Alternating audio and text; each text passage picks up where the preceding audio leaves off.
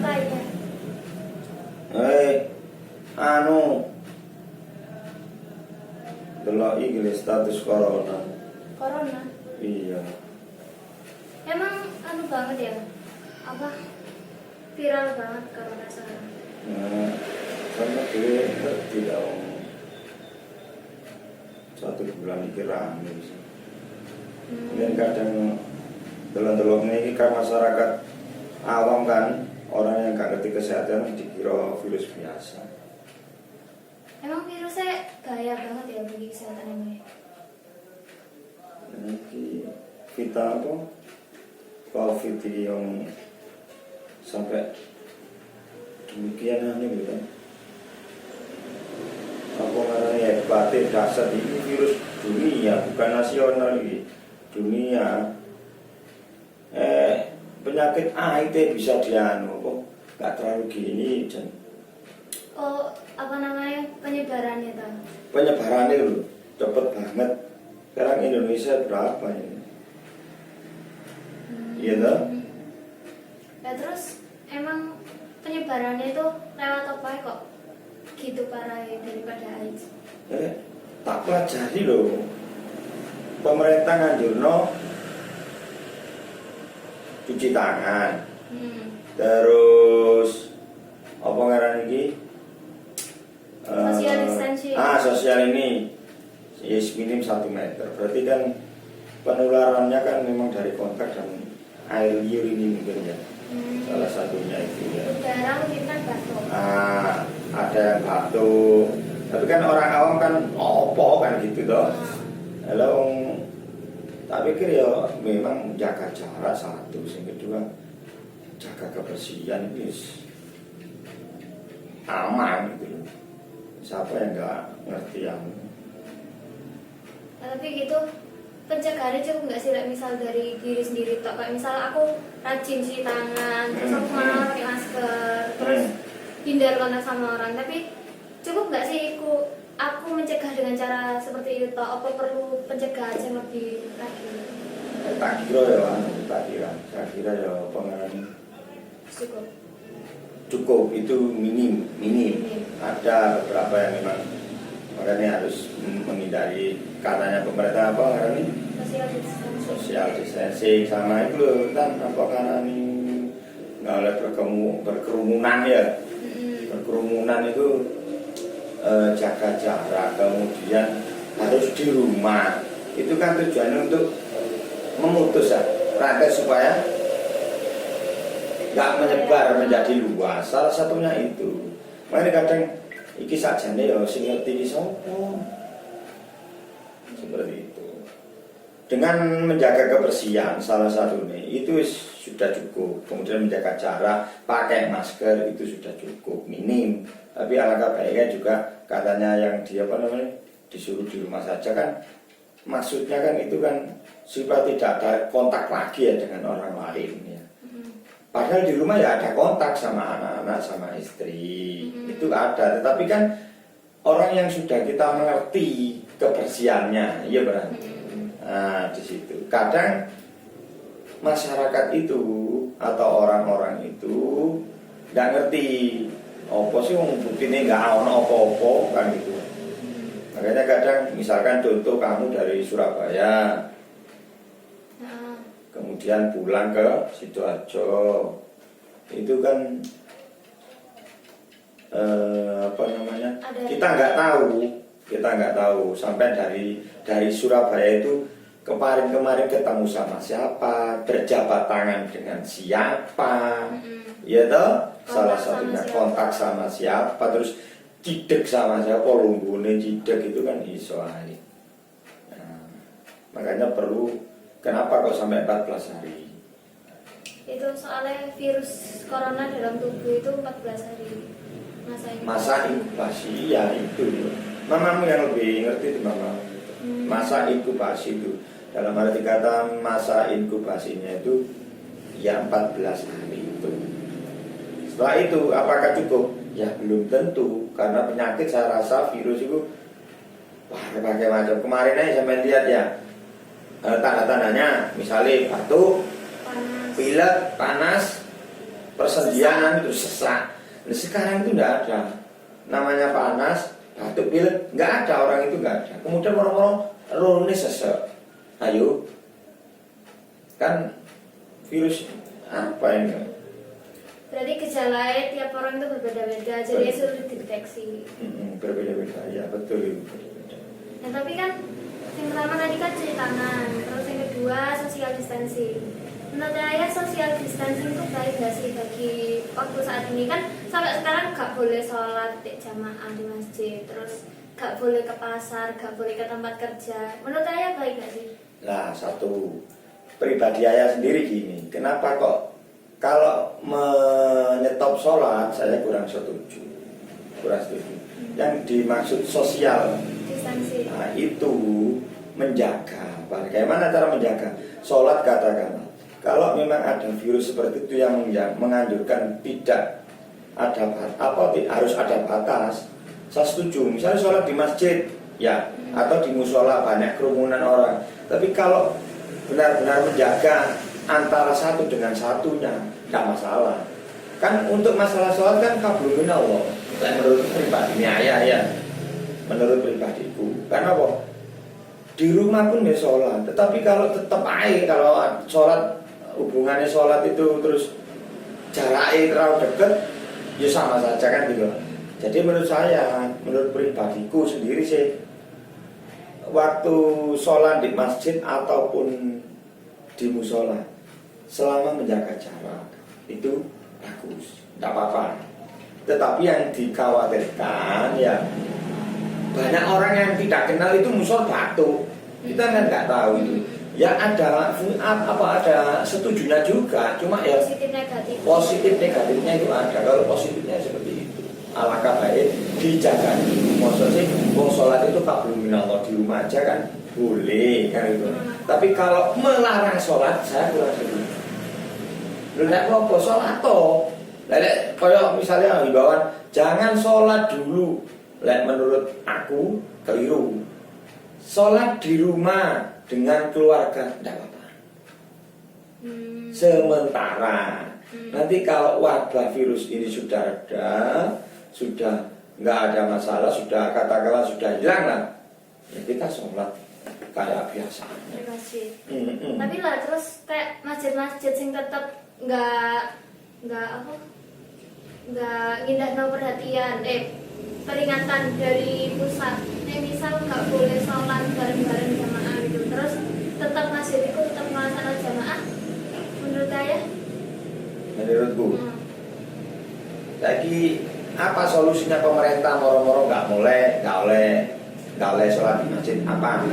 Kan untuk memutus rantai penyebaran virus, ya apa? Sekarang pemerintah bisa nggak ngasih orang itu dijaga sholatnya? Kan nggak bisa.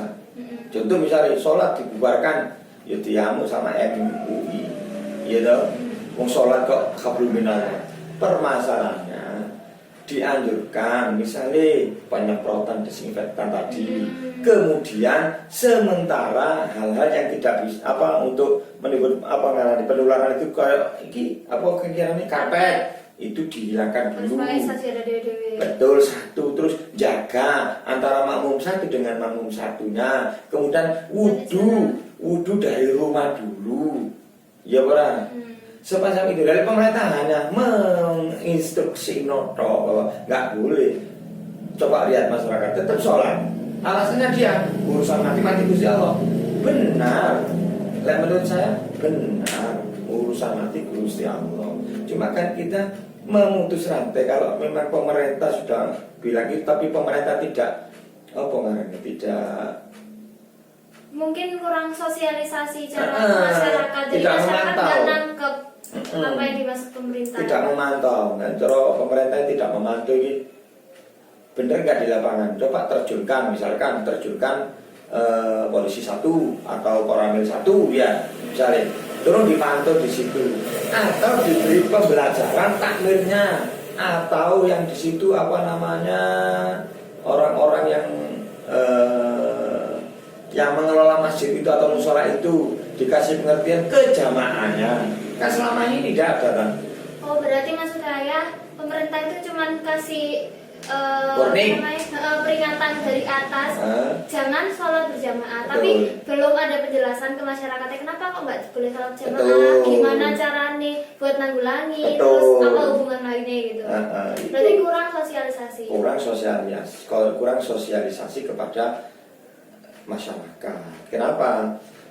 Kalau memang masyarakat dikasih tahu, misalnya ya itu tadi jamaahnya, ya jamaah yang ngelola siapa jamaahnya, takmirnya atau ustadzahnya, gini loh di jamaahnya ini ya. Kalau sama sholat tidak apa-apa sholat ke masjid, cuma jarak antara makmum satu dan makmum yang lain minim 1 meter. Sementara nggak boleh memang pada waktu kita jamaah harus rapat kan ya. Tetapi kalau ada wabah ini, ya memang wajib ya harus 1 meter. Urusan kita diganggu setan, bawa alam seperti kita melakukan sholat kan gitu toh. Makanya diusahakan katanya pemerintah, sementara sholat di rumah tidak berkata gini loh ya, sholat tidak boleh dulu. Nah kalau gitu nggak boleh. Pemerintah menurut aku pribadi saya sendiri, mau sholat kok, mau kita itu hablum minallah lah ya itu. Terus kayak misal masalah kerja di rumah, kan tadi sosialisasi itu gak boleh sholat berjamaah di masjid, terus gak boleh ke tempat ramai-ramai, termasuk kantor. Lah ayah yang kerja di rumah sakit ini merasa kayak gimana dari kerja di rumah itu tadi? Maksudnya, ayah di rumah sakit bagaimana? Kan kalau kantor-kantor biasa mungkin cuma tinggal email pekerjaan gitu tak kan. Ada misal di rumah sakit tetap masuk kan? Tetap. Ya, kayak ayah ini kan resiko lah juga. Cuma begitu ya kita jalankan aja wis. Pagi berangkat, setelah parkir sepeda absen, kemudian ya disemprot lagi disinfektan 1 ya. Sudah ada bisa disemprot, kemudian cuci tangan. Setelah cuci tangan sama teman-teman ya, teman-teman salaman Kak Brai dulu, jangan stop dulu. Jangan ngerti, Kak salaman nek. Halo. Nah, setelah itu masuk ke poli tak semprot lagi. Nah, bagaimana dengan pasien itu kan kita nggak tahu. Pasien itu dari mana kita nggak tahu kan. Pasien A, B, C itu dari mana kita nggak tahu. Ya, otomatis ada pemberitahuan bagaimana. Aku APD bisa cuci tangan wis pakai masker, ya, handscoon, udah wis kita kasih informasi ke pasien bahwa ini ada wabah virus. Kita tidak melakukan tindakan yang namanya pencabutan, penempelan, pengeboran, ya.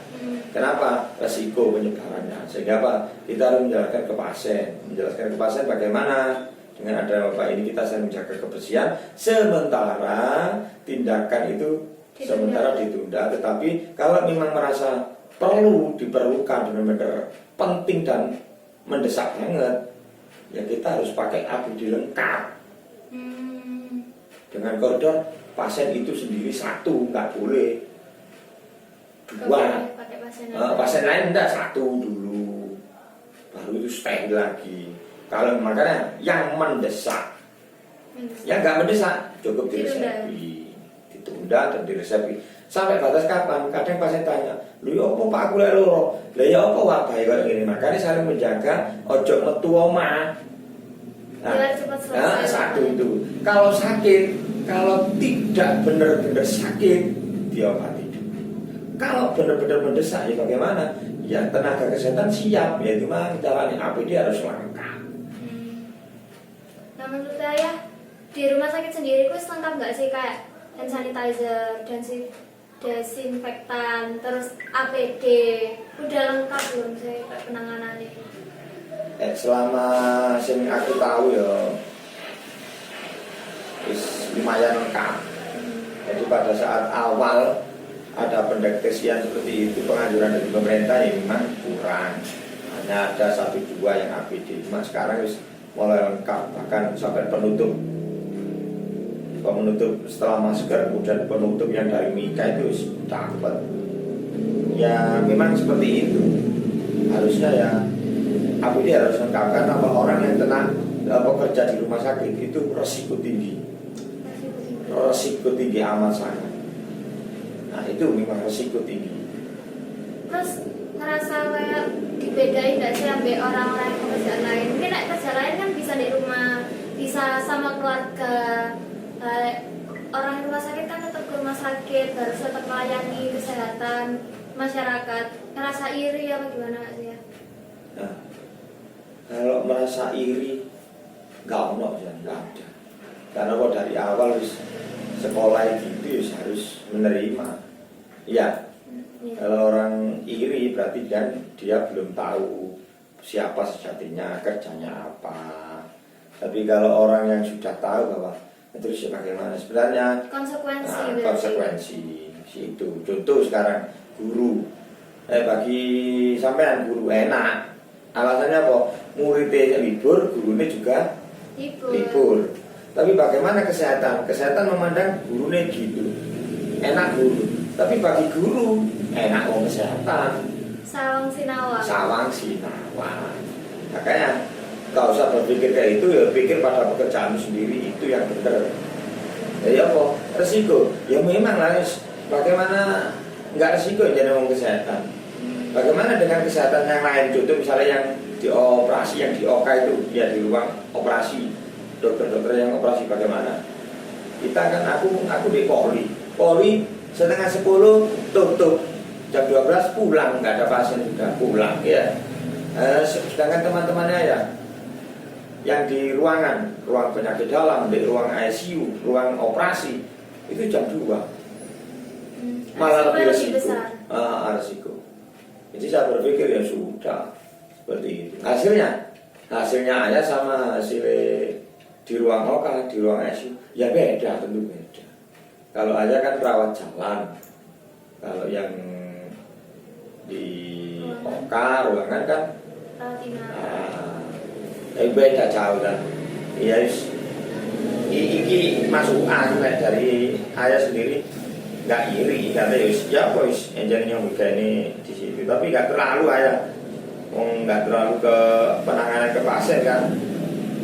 Ngomong tentang guru kan ya, menurut saya dalam keadaan kayak gini, sing sekolah-sekolah semua dirumahkan, setuju gak sih sama guru yang kayak ngasih tugas banyak terus kayak gitu? Setuju gak sih? Lah, ada komen nggak tentang dunia pendidikan saat penanganan COVID-19? iya. Kalau sekarang anak-anak diliburkan, ya sangat setuju. Alasannya ya tadi memutus rantai dari situ. Bagaimana dengan anak-anak belajarnya? Nah, kalau yang SMP sama SMA itu sih masih bisa secara online ya. Kalau SD kan belum bisa, gitu.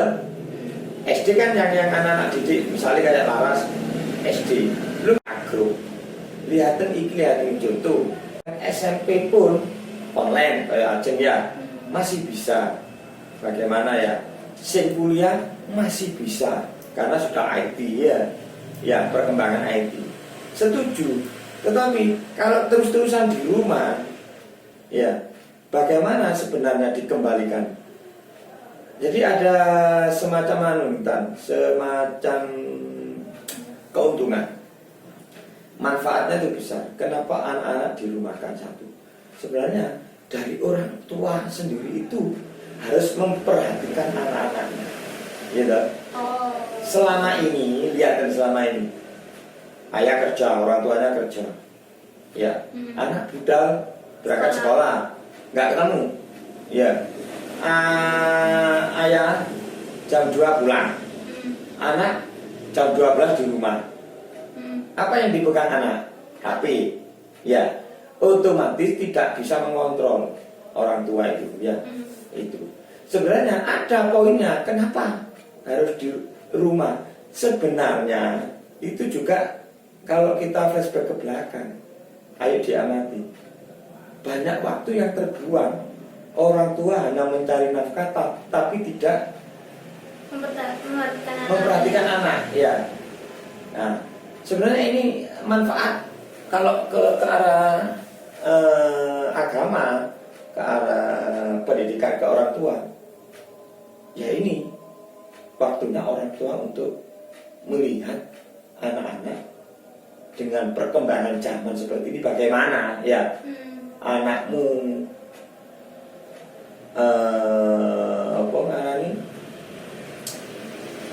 ceklan HP berapa jam, belajarnya berapa jam. Berarti bisa lebih mengawasi anak-anak. Sebenarnya itu positifnya loh, saya ambil manfaat ya. Manfaatnya seperti itu. Nah, dunia pendidikan kenapa diliburkan? Memang aku setuju, cuma yang negatifnya yang anak-anak kecil masih SD itu kan IT kan masih jauh, masih berapa persen lah ya. Tapi kalau SMP, SMA, kuliah bisa full. Tetapi bagaimana nanti setelah wabah berakhir ataupun online ini bisa masuk nggak belajarnya itu?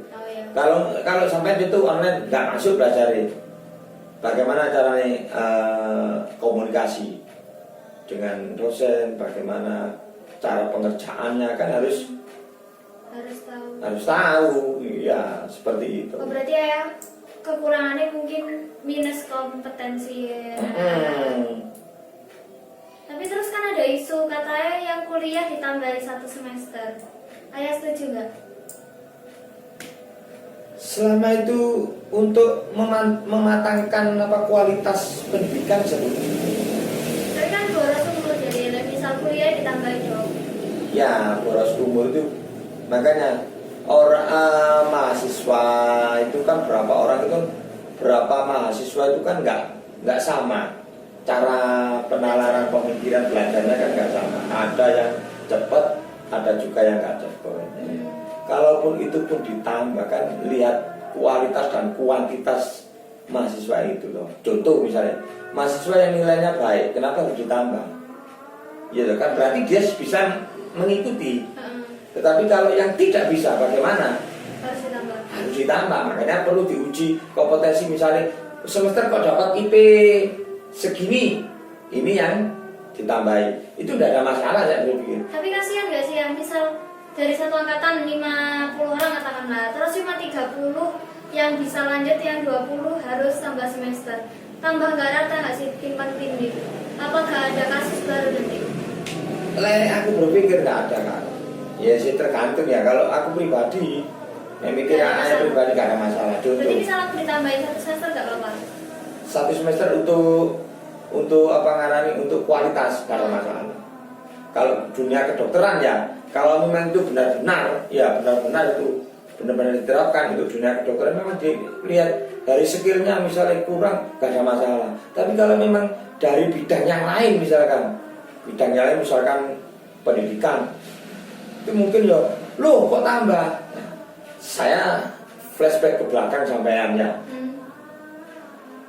Lulusan anak yang ikut waktu 2 tahun itu apa namanya? Akselerasi dengan 3 tahun itu beda. Iya benar. Ya, bedanya apa? Yang 2 tahun itu masuk kuliahnya ya sama aja, harus disaingkan dengan orang yang 3 tahun. Iya benar. Ya, loh kenapa tidak gitu loh? Lalu apa gunanya 2 tahun sama 3 tahun?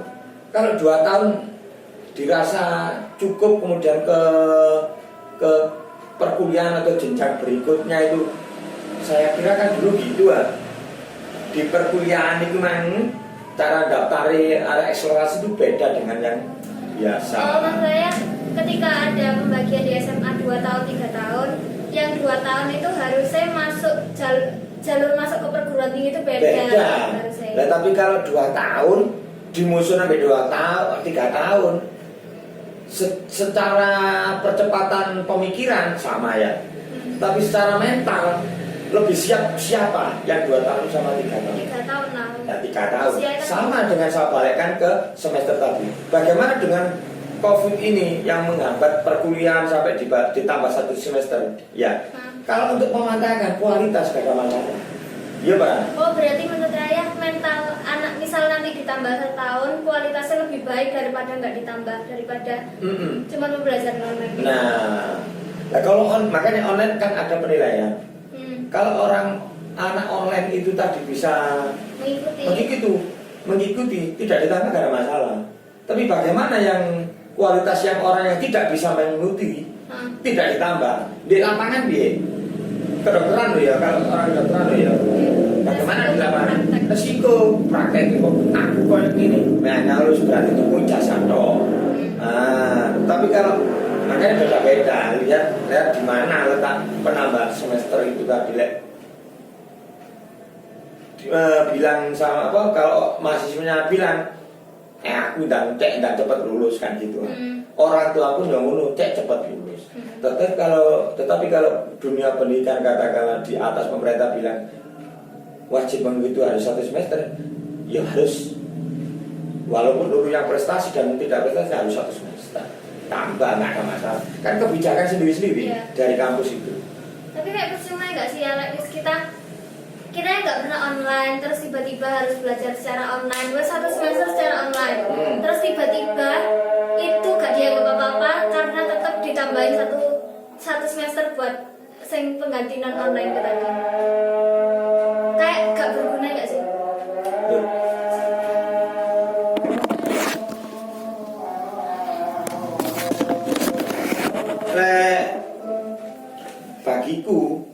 Bagiku lihat kualitasnya mana. Kalau kualitasnya online kan hanya sekedar hafalan atau enggak hafalan, apa mengulang dari itu tadi pembelajarannya itu. Tapi kalau enggak online, kita langsung kan bisa wawasannya, komunikasinya bisa ya. Kalau menurut sampean apa ini?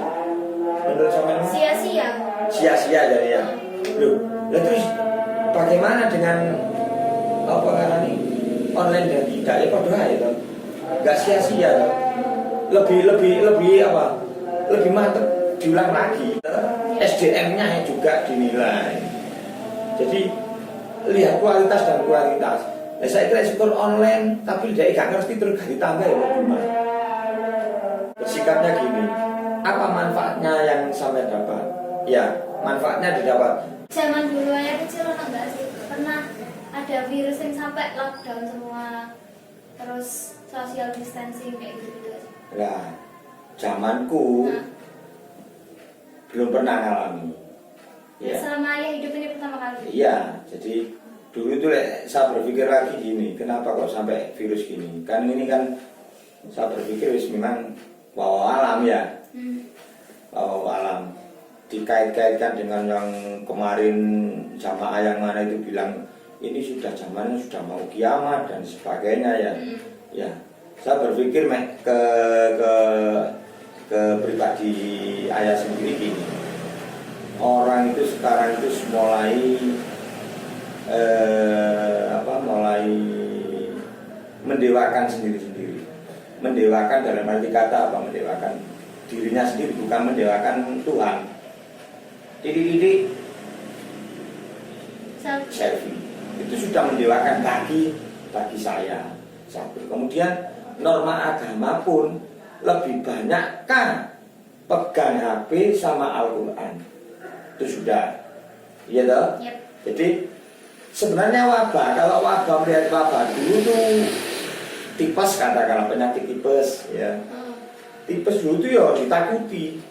TBC, tipes ditakuti. Oh, jangan sampai gini-gini, tipes meninggal. Akhirnya ada virus, ada vaksinnya, ada obatnya dan sebagainya. Zamannya saya kecil kita ya nggak tahu. Bahkan sempat saya pernah sakit tipes itu, wis dirasa orang wis nggak hidup, wis mati wis. Cuma ya emang akhirnya hidup. Oh, tipes sampai gitu. Akhirnya kita hati-hati, ya hati-hati. Bagaimana? Oh, nggak boleh pedas-pedas, nggak boleh kosoan, maksudnya itu nggak boleh kosong, nggak perut itu. Akhirnya ya intinya berlaku hidup sehat. Sekarang ini memang kan, ya memang akhir-akhir ini kenapa kok ada wabah virus seperti ini? Yes, kita hanya mendekatkan pada Allah itu gini. Iya ya, apa yang dirasa itu sebenarnya mengingatkan kepada makhluk hidup yang ada di dunia. Ya, contoh bagaimana kita taatnya kepada Allah, bagaimana anak dengan orang tua, bagaimana kesibukan tiap harinya. Sekarang wong tua pada boleh duit anaknya, tapi anaknya banyak kejadian di luar yang anak kurang ajar sama orang tua. Bahkan orang tua pun ada yang kurang ajar sama anaknya, tidak memperhatikan anaknya juga banyak sekali. Unggah-ungguh sopan santunnya, adat istiadatnya sudah dilanggar. Karena apa? IT juga boleh semakin maju zaman, semakin canggih semua. Dulu itu orang nggak bisa makan, hanya beli beras cukup untuk 1 minggu. Bagaimana secara finansial? Sekarang orang itu masih gak kerja, pokoknya doang main HP, langsung diteri perusahaan. Itu kan sudah satu gaya hidup sudah gak beres. Gaya hidupnya gak beres, kenapa? Yang harusnya katakanlah kita jalan ke warung berapa kilometer ya, beli katakanlah snack, sekarang kirimin snack ke rumah langsung tanpa olahraga. Makanya kadang wabah itu ya dari kita sendiri bisa, dari alam itu sudah mengingatkan pada kita. Berarti ayah lebih memaknai wabah COVID ini jadi buat introspeksi diri. Betul, introspeksi. Kalau menurut saya introspeksi diri bagaimana? Iya, yang namanya kita sudah katakanlah kurang sodako, katakanlah kurang beriman, kurang melakukan yang baik-baik. Sekarang harus mulai itu. Sekarang HP ya gitu. Ya memang benar, HP itu memudahkan kita untuk ke depan, masa depan itu memang. Tapi ya harus diimbangi dengan pondasi agama yang kuat. Pondasi agama yang kuat bagaimana? Ya kita harus tahu bahwa kita memeluk agama apa. Islam, kalau Islam sholat, ngaji, kan seperti itu kan. Nah, itu pondasi, itu harus tidak boleh hilang. Bagaimana? Wiritan, gak asal meluluan. Jadi kita harus pandai-pandai menggunakan waktu sebaik-baik mungkin. Waktunya belajar ya belajar, waktunya sholat ya sholat, waktunya makan ya makan. Tapi kalau ada viral sekarang makanan ya dimakan setengah matang enak kan gitu kan. Ya. Kan nggak tahu kalau itu malah bermasalah pada tubuh kita. Kan macam-macam. Itu saya sendiri sih menimbulkan begitu. Nggak tahu kan orang-orang seperti itu, nggak tahu. Pokoknya aku lebih percaya pada introspeksi. Orang disuruh diam di rumah sama keluarga ya. Anak diliburkan supaya ketemu sama keluarga. Ya toh? Kita berkerumunan kepada orang lain jangan, karena virus. Kita harus di rumah aja. Ya ngobrol-ngobrol kayak gini bagaimana. Ya itu yang perlu. Hubungan yang sehat itu ya itu.